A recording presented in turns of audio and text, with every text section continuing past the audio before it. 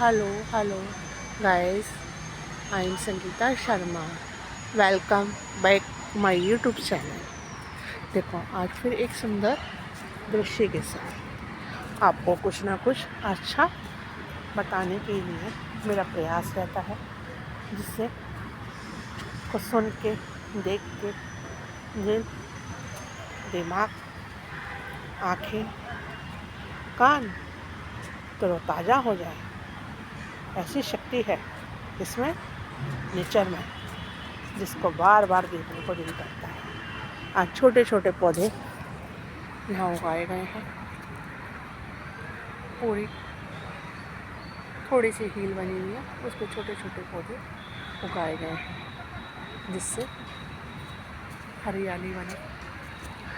छोटे पेड़ ही बड़े हो जाते हैं और एक विशाल पेड़ का कार्य करते हैं, जो लोगों के लिए छाया ये लेडी से लगा रही है। क्या लगा रही है? छोटे छोटे पौधे लगा रही है। इस प्रकार जो अब गर्मी आने वाली है, गर्मी में एक विशाल पेड़ का रूप ले लेंगे। इस तरीके से जितने पेड़ उतनी खुशियाँ, जितने पौधे, जितना आसपास हरियाली, उतना ही खुशी का, ताजगी का प्रतीक माना जाता है। सूर्य भगवान के दर्शन आज खिल कर आए हैं, लेकिन हवा भी परेशान कर रही है।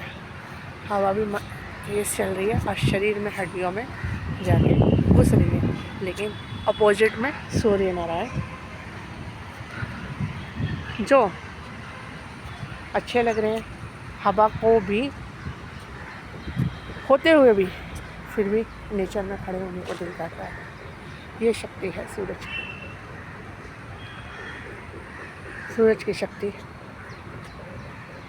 हर चीज़ को अपने से नीचे कर देती है, क्योंकि सूरज में ये ताकत होती है, ये शक्ति होती है कि लोग इनकी खुली रोशनी के सामने पढ़ाई करते हैं, घूमते हैं और बैठ जाते हैं, वॉक भी करते हैं, और कोई खेलता है। चारों तरफ माना भी माना, कारण सूरज भगवान का होना, सूर्य की रोशनी का होना।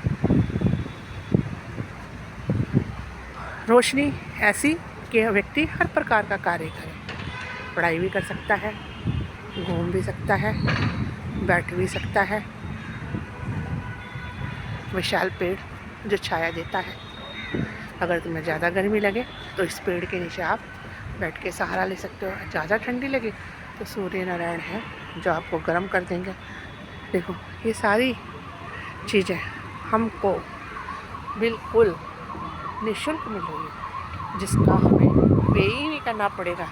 तो इसको लेने में हमें किस प्रकार का लालच नहीं होना चाहिए। जीवन रोज़ की रोज़ कट रहा है। सुबह बीतती है, दोपहर आ जाती है, दोपहर बीतती है, शाम आ जाती है, शाम के बाद रात आ जाती है। रोज़ रिपीट रिपीट रिपीट रिपीट। दिन चलते हैं, सप्ताह ख़त्म होते हैं, महीने भी चले जाते हैं, साल बीत जाते हैं, ज़िंदगी आके खड़ी हो जाती है। अरे इतना टाइम हो गया हमें इस जीवन में रहते हुए, फिर भी हम खुश रहते हैं।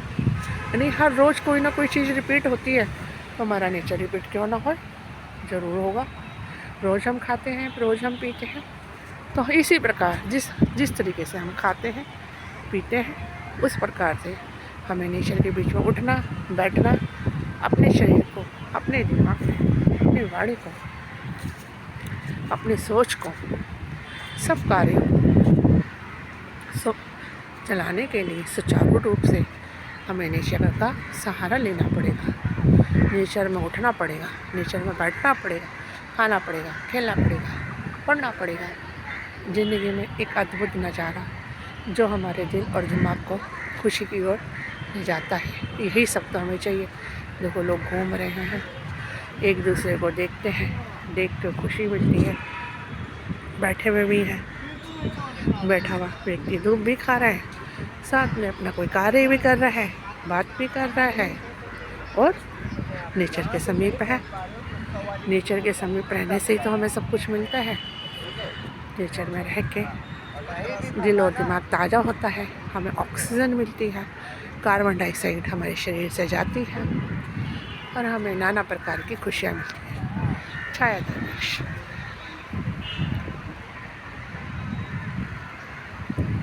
खेलते हुए बच्चे, कोई क्या खेल रहा है, कोई क्या खेल रहा है, लेकिन सब नेचर के करीब है। कोई किसी से लड़ नहीं रहा, सब अपनी अपनी ज़िंदगी को बड़े प्यारे तरीके से जी रहे हैं।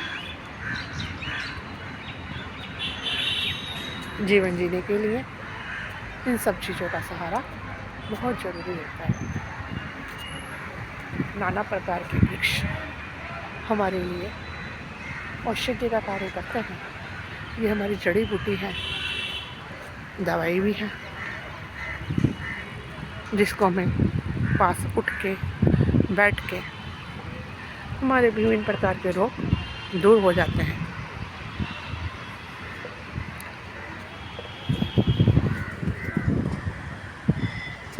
इनकी खुशबू